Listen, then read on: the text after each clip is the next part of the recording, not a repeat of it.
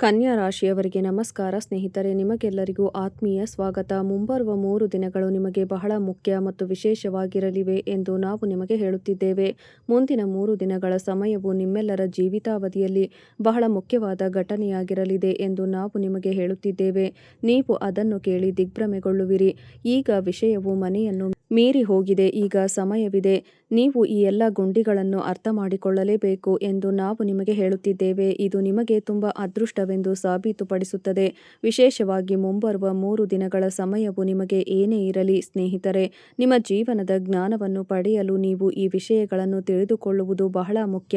ಹಿಂದೆ ನೀವು ಇವುಗಳಲ್ಲಿ ಹಲವು ಪ್ರಯತ್ನಿಸುತ್ತಿದ್ದೀರಿ. ಇಂಗ್ಲಿಷ್ ಸಮಸ್ಯೆಗಳ ಪರಿಹಾರವನ್ನು ನಾವು ತಿಳಿದುಕೊಳ್ಳಬೇಕೆಂದು ನಾನು ಬಯಸುತ್ತೇನೆ ಸ್ನೇಹಿತರೆ, ಮತ್ತು ಈಗ ನಾವು ನಿಮಗೆ ಈ ಸಮಸ್ಯೆಗಳ ಪರಿಹಾರವನ್ನು ಹೇಳಲಿದ್ದೇವೆ. ಸ್ನೇಹಿತರೆ, ಇಂದಿನ ವಿಡಿಯೋವನ್ನು ಕೊನೆಯವರೆಗೂ ಎಚ್ಚರಿಕೆಯಿಂದ ನೋಡುವವರು ಪ್ರಶ್ನೆ ಸಮಸ್ಯೆಗಳಿಂದ ಹಿಂತಿರುಗುತ್ತಾರೆ. ಆದ್ದರಿಂದ ಸ್ನೇಹಿತರೆ, ಯಾರು ಅಸಡ್ಡೆ ಹೊಂದಿರುತ್ತಾರೆ ಅವರು ನಾಳೆ ದೊಡ್ಡ ಸಮಸ್ಯೆಯನ್ನು ಎದುರಿಸಲಿದ್ದಾರೆ. ಒಂದು ಬೆಳಕು ಇದೆ, ಅದು ಕತೆ. ರಶ್ಮಿ, ನಿಮ್ಮ ಜೀವನದಲ್ಲಿ ತುಂಬ ನೋವಿನ ಘಟನೆಗಳು ನಡೆಯುತ್ತವೆ. ಇವತ್ತಿನ ವಿಡಿಯೋದಲ್ಲಿ ಹೇಳಲಿರುವ ಬಟನ್ ಕೇಳಿ. ಸಮಯ ತೆಗೆದುಕೊಂಡರೆ ಸಾಕು ಸ್ನೇಹಿತರೆ, ನಿಮ್ಮ ಜೀವನವು ಹೂವಿನಂತೆಯೇ ಇರುತ್ತದೆ. ಯಾವುದೇ ರೀತಿಯ ಸಮಸ್ಯೆಗಳು ಇರುವುದಿಲ್ಲ ಮತ್ತು ನಿಮ್ಮ ಕನಸುಗಳು ಏನೇ ಇರಲಿ ಈ 3 ದಿನಗಳು ಬಹಳ ಮುಖ್ಯ ಮತ್ತು ವಿಶೇಷವಾಗಿವೆ. ನಿಮಗೆ ಅದೃಷ್ಟ. ಈ ವಿಡಿಯೋವನ್ನು ಎಚ್ಚರಿಕೆಯಿಂದ ನೋಡಿ. ನಾಳೆ ನಿಮ್ಮ ಜೀವನಕ್ಕೆ ಯಾವ ವಿಡಿಯೋ ಎಂದು ಸಾಬೀತುಪಡಿಸುತ್ತದೆ. ಸ್ನೇಹಿತರೆ, ನೀವು ಊಹಿಸಲು ಸಾಧ್ಯವಿಲ್ಲ. ಈ ರೀತಿಯಲ್ಲಿ ಈ ವಿಡಿಯೋ ನಿಮಗಾಗಿ ದೇವರು ನೀಡಿದ ವರವಾಗಿದೆ. ಇಂದಿನ ವಿಡಿಯೋವನ್ನು ಬಹಳಷ್ಟು ಕಠಿಣ ಪರಿಶ್ರಮ ಮತ್ತು ಸಾಕಷ್ಟು ಯೋಜನೆಯೊಂದಿಗೆ ಮಾಡಲಾಗಿದೆ. ನಿಮ್ಮ ರಾಶಿಚಕ್ರ ಚಿಹ್ನೆಯ ಎಲ್ಲ ಗುಣಗಳನ್ನು ಮನಸ್ಸಿನಲ್ಲಿ ಇಟ್ಟುಕೊಂಡು ಇದನ್ನು ಮಾಡಲಾಗಿದೆ. ನಿಮ್ಮ ತಪ್ಪುಗಳನ್ನು ಮನಸ್ಸಿನಲ್ಲಿ ಇಟ್ಟುಕೊಂಡು ಇದನ್ನು ಮಾಡಲಾಗಿದೆ. ಎಲ್ಲ ನಂತರ ನಿಮ್ಮ ಮಲಗುವ ಅದೃಷ್ಟದ ಧ್ವನಿ ಮುಳುಗುವಂತೆ ನೀವು ಏನು ಮಾಡುತ್ತೀರಿ? ಇದರಿಂದ ನೀವು ನಾಳೆ ಯಾವುದೇ ಸಮಸ್ಯೆಗಳನ್ನು ಎದುರಿಸುವುದಿಲ್ಲ. ಇಂದಿನ ವಿಡಿಯೋದಲ್ಲಿ ನಾವು ನಿಮಗೆ ಹೇಳಲಿರುವ ಈ ಎಲ್ಲ ವಿಷಯಗಳನ್ನು ಒಂದು ರೀತಿಯಲ್ಲಿ ಇದು ನಿಮ್ಮ ಜೀವನವನ್ನು ನಡೆಸುವ ಹೊಸ ಮಾರ್ಗವಾಗಿರುತ್ತದೆ. ನೀವು ಈ ವಿಡಿಯೋವನ್ನು ಕೊನೆಯವರೆಗೂ ನೋಡಿದರೆ ಈಗ ನೀವು ಯಾವುದೇ ತಪ್ಪುಗಳನ್ನು ಮಾಡಿದ್ದರೂ ನೀವು ಆ ತಪ್ಪುಗಳನ್ನು ಮತ್ತು ಸ್ನೇಹಿತರೆ, ನೀವು ಈ ವಿಡಿಯೋವನ್ನು ಕೊನೆಯವರೆಗೂ ನೋಡಿದರೆ ಇದು ನಿಮ್ಮ ಸರಿಪಡಿಸುವ ಮೊದಲ ಹೆಜ್ಜೆ ಎಂದು ನಾವು ನಂಬುತ್ತೇವೆ. ತಪ್ಪುಗಳು. ಆದ್ದರಿಂದ ಸ್ನೇಹಿತರೆ, ನಿಮ್ಮ ಎಲ್ಲ ಸಮಸ್ಯೆಗಳು ಕೊನೆಗೊಳ್ಳುತ್ತವೆ. ನಾವು ಇದರ ಬಗ್ಗೆ ಹೆಚ್ಚು ಮಾತನಾಡುವುದಿಲ್ಲ. ನೀವು ದೇವರನ್ನು ನಿಜವಾದ ಹೃದಯದಿಂದ ನಂಬಿದರೆ, ಯಾವುದೇ ದೇವರನ್ನು ನಂಬಿದರೆ, ಭಗವಾನ್ ಭೋಲೆನಾಥ, ಮಾತಾ ಲಕ್ಷ್ಮಿ, ಶ್ರೀಹರಿ, ವಿಷ್ಣು, ನೀವು ನಿಜವಾದ ತಾಯಿ ಎಂದು ಪರಿಗಣಿಸುವವರು ದೇವರು ಮತ್ತು ದೇವತೆಗಳಲ್ಲಿ ನಿಜವಾದ ನಂಬಿಕೆಯನ್ನು ಹೊಂದಿರುತ್ತಾರೆ. ಆದರೆ ಸ್ನೇಹಿತರೆ, ನಿಮ್ಮ ಹೃದಯಕ್ಕೆ ಹತ್ತಿರವಿರುವ ದೇವರು, ದಯವಿಟ್ಟು ಅವರ ಹೆಸರನ್ನು ಕಮೆಂಟ್ ಬಾಕ್ಸ್ನಲ್ಲಿ ಬರೆಯಿರಿ. ಸ್ನೇಹಿತರೆ, ನಿಮ್ಮ ಬ್ರಹ್ಮ ದೇವತೆ ಅತ್ಯಂತ ಗೌರವಾನ್ವಿತ ದೇವರು ನಿಮ್ಮ ಕಾರ್ಯಗಳ ಹೊಸ ರಚನೆಯನ್ನು ರಚಿಸುತ್ತಾನೆ. ನಿಮ್ಮ ಮನಸ್ಸಿಗೆ ಹೊಸ ಶಕ್ತಿಯನ್ನು ನೀಡುತ್ತಾನೆ. ರಾಹುವಿನ ಮೇಲೆ ಯಾರು ನಿಮ್ಮ ಮೇಲೆ ವರ್ತಿಸುತ್ತಾರೋ ನೀವು ಮಾರ್ಗದಲ್ಲಿ ಯಶಸ್ಸನ್ನು ಪಡೆಯುತ್ತೀರೋ. ಸ್ನೇಹಿತರೆ, ಈ ವಿಷಯಗಳು ಭಕ್ತಿ, ಭರವಸೆ, ನಂಬಿಕೆಯ ಮೇಲೆ ಬರುತ್ತವೆ. ನೀವು ದೇವರನ್ನು ನಂಬಿದರೆ ನೀವು ಕಮೆಂಟ್ ಮಾಡಬೇಕು ಮತ್ತು ಚಾನಲ್ಗೆ ಸಬ್ಸ್ಕ್ರೈಬ್ ಮಾಡಿಕೊಳ್ಳಬೇಕು. ಹೌದು ಸ್ನೇಹಿತರೆ, ನೀವು ಯಾವಾಗಲೂ ಇವುಗಳಿಗಾಗಿ ಪ್ರಯತ್ನಿಸುತ್ತಲೇ ಇರುತ್ತೀರಿ. ಆದರೂ ಸ್ನೇಹಿತರೆ, ನಿಮ್ಮ ರಾಶಿಚಕ್ರವು ಗೌರವದಲ್ಲಿ ಸ್ವಲ್ಪ ದುರ್ಬಲವಾಗಿರುತ್ತದೆ, ಏಕೆಂದರೆ ನೀವು ಯಾವಾಗಲೂ ಇತರರನ್ನು ಗೌರವಿಸುತ್ತೀರಿ ಮತ್ತು ಜನರು ಇದನ್ನು ನಿಮಗೆ ಹೇಳುತ್ತಾರೆ. ಅವರು ನಿಮ್ಮನ್ನು ಕ್ಷಮಿಸುವುದಿಲ್ಲ. ಇದು ಈ ಸ್ಥಳದಂತೆ ಭಾಸವಾಗುತ್ತದೆ. ಜನರು ನಿಮಗೆ ಈ ಜಗತ್ತಿನಲ್ಲಿ ಯಾರೂ ಇಲ್ಲ ಎಂದು ಭಾವಿಸುತ್ತಾರೆ. ಆದರೆ ಸ್ನೇಹಿತರೆ, ನೀವು ನಿಮ್ಮ ಕರ್ತವ್ಯವನ್ನು ಚೆನ್ನಾಗಿ ನಿರ್ವಹಿಸುತ್ತೀರಿ ಎಂದು ನಮಗೆ ತಿಳಿದಿದೆ. ನಾವು ನಿಮಗೆ ಹೇಳುತ್ತಿದ್ದೇವೆ, ನೀವು ನಿಮ್ಮ ಜನರು ನಿಮ್ಮ ಭಾವನೆಗಳನ್ನು ಗೌರವಿಸದಿದ್ದಾಗ ನೀವು ಕೆಲವೊಮ್ಮೆ ತುಂಬ ಭಾವುಕರಾಗುತ್ತೀರಿ. ನೀವು ಇರುವ ಜನರಿಗೆ ಒಳ್ಳೆಯ ಕೆಲಸಗಳನ್ನು. ಸ್ನೇಹಿತರೆ, ನಿಮ್ಮ ಜೀವನದಲ್ಲಿ ಎಂತಹದೇ ಸಮಸ್ಯೆಗಳಿದ್ದರೂ ಸ್ಕ್ರೀನ್ನ ಮೇಲೆ ಕಾಣುತ್ತಿರುವ ಗುರೂಜಿಯವರಿಗೆ ಕರೆ ಮಾಡಿ ನಿಮ್ಮ ಸಮಸ್ಯೆಗಳನ್ನು ಬಗೆಹರಿಸಿಕೊಳ್ಳಬಹುದು. ಗುರೂಜಿಯವರು ವಿದ್ಯೆ, ಉದ್ಯೋಗ, ವ್ಯಾಪಾರ, ಗಂಡ ಹೆಂಡತಿ ಕಲಹ, ಮದುವೆ ವಿಳಂಬ, ಸಂತಾನ ಸಮಸ್ಯೆ, ಕೋರ್ಟ್ ಕಚೇರಿ, ಇನ್ನು ನಿಮ್ಮ ಸಮಸ್ಯೆ ಏನೇ ಇರಲಿ 3 ದಿನದಲ್ಲಿ ಪರಿಹಾರ ಮಾಡಿಕೊಡುತ್ತಾರೆ. ಯಾವುದೇ ಕೆಲಸವಾಗಿದ್ದರೂ, ಕೆಲಸ ಎಷ್ಟೇ ಕಷ್ಟಕರವಾಗಿದ್ದರೂ ನೀವು ಅದರಲ್ಲಿ ತೊಡಗಿಸಿಕೊಂಡರೆ ಸ್ನೇಹಿತರೆ, ಈ ಕೆಲಸಗಳು ಯಾವಾಗ ಪೂರ್ಣಗೊಳ್ಳುತ್ತವೆ. ಸ್ನೇಹಿತರೆ, ನೀವು ರಾಜಕೀಯವನ್ನು ಸಹ ಕೈಗೆತ್ತಿಕೊಂಡಿದ್ದರೆ, ನೀವು ರಾಜಕೀಯದಲ್ಲಿ ಭಾಗವಹಿಸಿದರೆ ನೀವು ರಾಜಕೀಯವನ್ನು ಚೆನ್ನಾಗಿ ಮಾಡುತ್ತೀರಿ. ಸ್ನೇಹಿತರೆ, ನಿಮಗೆ ನಿಮಗೆಲ್ಲರಿಗೂ ಆಧ್ಯಾತ್ಮಿಕತೆಯಲ್ಲಿ ಖುಷಿ ಇದ್ದರೆ, ಅಂದರೆ ದೇವರ ಮೇಲಿನ ನಿಮ್ಮ ನಂಬಿಕೆ ಅಚಲವಾಗಿದೆ. ಜನರು ನಿಮಗೆ ಏನು ಹೇಳಿದರೂ ಪರವಾಗಿಲ್ಲ, ಆದರೆ ನೀವು ಎಂದಿಗೂ ದೇವರನ್ನು ನಿಮ್ಮಿಂದ ಬೇರ್ಪಡಿಸಲು ಸಾಧ್ಯವಾಗುವುದಿಲ್ಲ. ಈ ವಿಷಯವನ್ನು ಬರೆದಿಟ್ಟುಕೊಳ್ಳಿ. ಈ ಭೂಮಿಯಲ್ಲಿ ದೇವರು ಇಲ್ಲ ಎಂದು ನೀವು ಎಷ್ಟೇ ಹೇಳಿದರೂ ಪರವಾಗಿಲ್ಲ.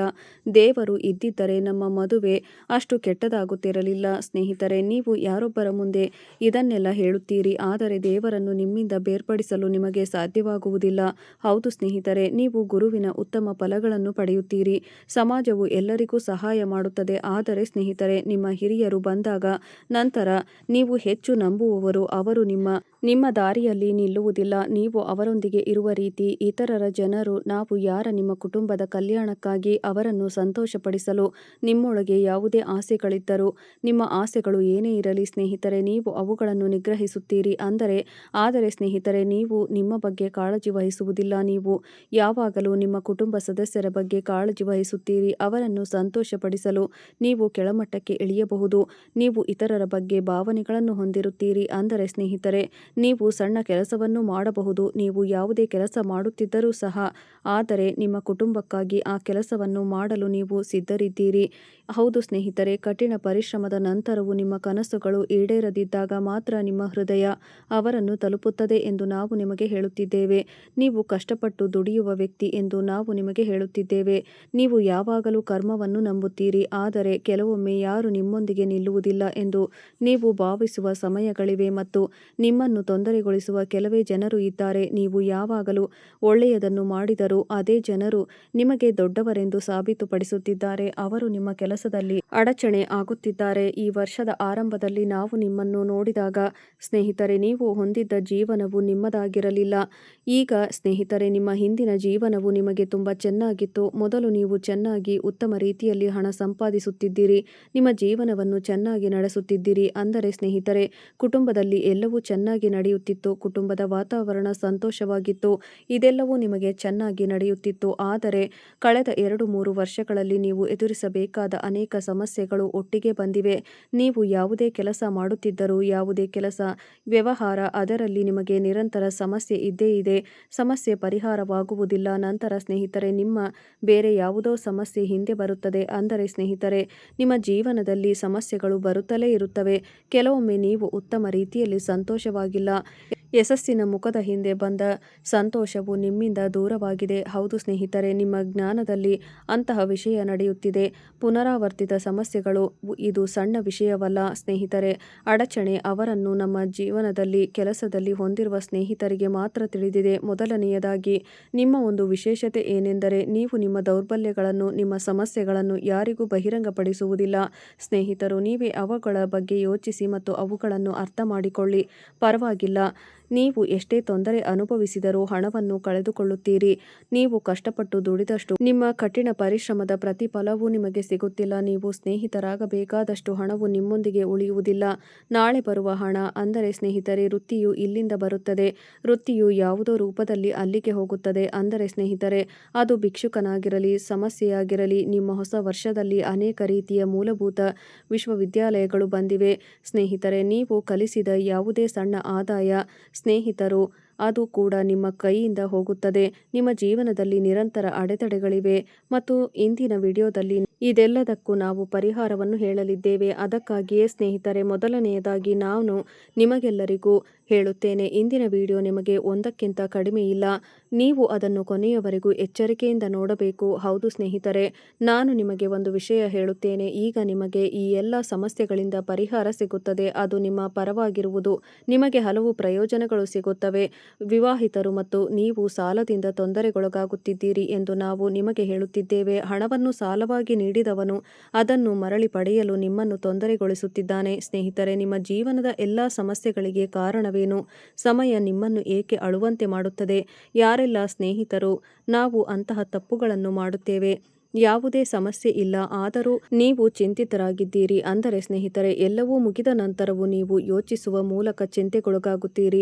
ಸ್ನೇಹಿತರೆ, ನಿಮ್ಮ ಒಳ್ಳೆಯ ಮತ್ತು ಕೆಟ್ಟ ಅದೃಷ್ಟಕ್ಕೆ ನಿಮ್ಮ ಕರ್ಮಗಳೇ ಕಾರಣ. ನಿಮ್ಮ ಅದೃಷ್ಟವು ನಿಮ್ಮ ಮೇಲೆ ಕೋಪಗೊಳ್ಳುವ ಕೆಲವು ವಿಷಯಗಳಿವೆ. ಅದೃಷ್ಟ ಯಾರೊಂದಿಗಾದರೂ ಕೋಪಗೊಂಡಾಗ ನಂತರ ಸ್ನೇಹಿತರೆ, ಅದು ರಾಜನನ್ನು ಸಹ ಬಳಲುವಂತೆ ಮಾಡುತ್ತದೆ. ಆದ್ದರಿಂದ ಸ್ನೇಹಿತರೆ, ನಿಮ್ಮ ಕರ್ಮಗಳನ್ನು ಮಾಡಿ.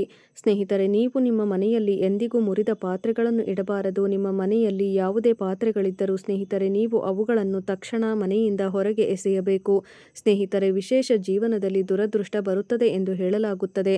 ಒಳ್ಳೆಯ ಸ್ವಭಾವ ಹೊಂದಿರುವವರು ಒಳ್ಳೆಯ ಕಾರ್ಯಗಳನ್ನು ಮಾಡುತ್ತಾರೆ. ಆದರೆ ಸ್ನೇಹಿತರೆ, ಕೆಲವು ಕೆಟ್ಟ ಕಾರ್ಯಗಳಿಂದಾಗಿ ಅದೃಷ್ಟವು ದುರದೃಷ್ಟವಾಗಿ ಬದಲಾಗುತ್ತದೆ. ಇದಕ್ಕೆ ಮೊದಲ ಕಾರಣವೇನೆಂದರೆ ಮನೆಯಲ್ಲಿ ಮುರಿದ ಪಾತ್ರೆ ಇರುತ್ತದೆ. ನಿಮ್ಮ ಮನೆಯಲ್ಲಿ ಯಾರು ಹಣವನ್ನು ಎಸೆಯುತ್ತಾರೋ ಅಥವಾ ಹರಿದ ಫೋಟೋಗಳಿದ್ದರೆ, ನಿಮ್ಮ ಮನೆಯಲ್ಲಿ ಯಾವುದೇ ವಸ್ತು ಮುರಿದು ಹೋಗಿದೆ, ನಂತರ ಅವುಗಳನ್ನು ತಕ್ಷಣ ಮನೆಯಿಂದ ಹೊರಗೆ ಎಸೆಯಿರಿ. ಗಡಿಯಾರವಿದ್ದರೆ ಸ್ನೇಹಿತರೆ, ನೀವು ಗಡಿಯಾರವನ್ನು ಸಹ ಮನೆಯಿಂದ ಹೊರಗೆ ಎಸೆಯಬೇಕು.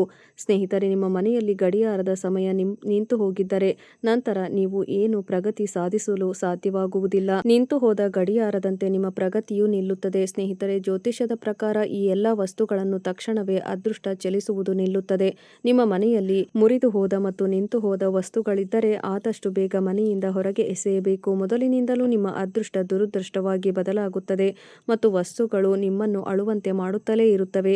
ಈ ಎಲ್ಲ ವಸ್ತುಗಳು ಮನೆಯಲ್ಲಿದ್ದರೆ ಇಡುವುದು ನಕಾರಾತ್ಮಕ ಪರಿಣಾಮ ಬೀರುತ್ತದೆ. ಲಕ್ಷ್ಮೀ ದೇವಿಯು ಈ ಮನೆಯಲ್ಲಿ ಎಂದಿಗೂ ವಾಸಿಸುವುದಿಲ್ಲ. ಇತರರು ಬಹಳಷ್ಟು ಸಮಸ್ಯೆಗಳನ್ನು ಎದುರಿಸುತ್ತಾರೆ. ಎರಡನೆಯ ವಿಷಯವೇನೆಂದರೆ ಸ್ನೇಹಿತರೆ, ಹಾಳಾದ ಬಟ್ಟೆಗಳು ಎಂದು ನಾವು ನಿಮಗೆ ಹೇಳುತ್ತಿದ್ದೇವೆ. ವ್ಯಕ್ತಿಗೆ ಹಾಳಾದ ಬಟ್ಟೆಗಳನ್ನು ದಾನ ಮಾಡಿದರೆ, ಅದು ಸ್ನೇಹಿತರಾಗಿರಲಿ, ಆ ವ್ಯಕ್ತಿ ಸಹಾಯಕನಾಗಿರಲಿ, ನಿಮ್ಮ ಮನೆಗೆ ಭಿಕ್ಷೆ ಬೇಡಲು ಬಂದವರಾಗಿರಲಿ ಅಥವಾ ಬಡ ಕಾರ್ಮಿಕನಾಗಿರಲಿ, ನೀವು ದಾನ ಮಾಡುತ್ತಿರುವ ವ್ಯಕ್ತಿಯಾಗಿರಲಿ, ಸ್ನೇಹಿತರೆ, ತಪ್ಪಾಗಿಯಾದರೂ ಹಾಳಾದ ಬಟ್ಟೆಗಳನ್ನು ದಾನ ಮಾಡಬೇಡಿ. ನೀವು ಹಾಳಾದ ಬಟ್ಟೆಗಳನ್ನು ದಾನ ಮಾಡಿದರೆ ನೀವು ಬೇರೆಯವರ ಮನೆಗೆ ದುರದೃಷ್ಟವನ್ನು ಕಳಿಸುತ್ತಿದ್ದೀರಿ ಮತ್ತು ಸ್ನೇಹಿತರೆ, ದೇವರು ಖಂಡಿತವಾಗಿಯೂ ಈ ವಸ್ತುಗಳನ್ನು ನೋಡಿದ್ದಾನೆ ಮತ್ತು ಆ ವ್ಯಕ್ತಿಯು ತಮ್ಮ ದುರದೃಷ್ಟವನ್ನು ನಿಮ್ಮ ಮನೆಯಲ್ಲಿ ಬಿಡಬಾರದು. ಆದ್ದರಿಂದ ನೀವು ಎಂದಿಗೂ ಹಾಳಾದ ವಸ್ತುಗಳನ್ನು ದಾನ ಮಾಡಬಾರದು. ಕೆಟ್ಟ ವಸ್ತು ಮಾತ್ರವಲ್ಲ, ಮುರಿದು ಹೋದ ಯಾವುದೇ ಕೆಟ್ಟ ವಸ್ತು ಸ್ನೇಹಿತರೆ, ನೀವು ಅದನ್ನು ಯಾರಿಗೂ ನೀಡಬಾರದು. ಈ ವಿಷಯವನ್ನು ನೆನಪಿನಲ್ಲಿಡಿ. ಸ್ನೇಹಿತರೆ, ನೀವು ಜೇನುತುಪ್ಪವನ್ನು ದಾನ ಮಾಡಬಾರದು. ಇದರಿಂದಾಗಿ ನಿಮ್ಮ ಅದೃಷ್ಟವು ಹಾಳಾಗಲು ಪ್ರಾರಂಭಿಸುತ್ತದೆ.